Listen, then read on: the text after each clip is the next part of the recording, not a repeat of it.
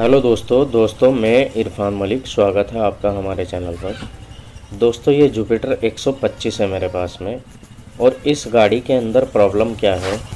Problem ये है कि इस गाड़ी के क्लच के अंदर एक सिक्की सी की आवाज़ आ रही है, जो आवाज़ बहुत ज़्यादा परेशान कर रही है कस्टमर को भी और हमें भी।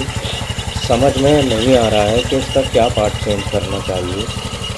वैसे हमने इसका कई बार क्लच खोल करके बांधा है, रिपेयर किया है।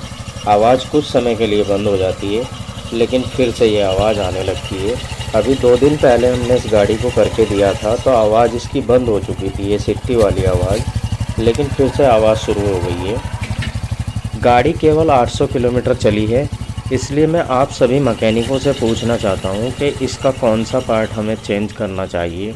ये वीडियो केवल मैं इसलिए बना रहा हूँ ताकि आप लोगों की मैं इसमें राय ले सकूँ। वैसे तो मैं नया सामान चेंज कर के देख कर मैं पता लगा लूँगा कि इसके कौन से पार्ट में प्रॉब्लम है, लेकिन मैं चाह रहा हूँ कि आप लोगों की राय लूँ कि आप लोग क्या बताते हैं, किस चीज़ की आवाज़ है ये सिट्टी वाली। वीडियो को लाइक शेयर करें।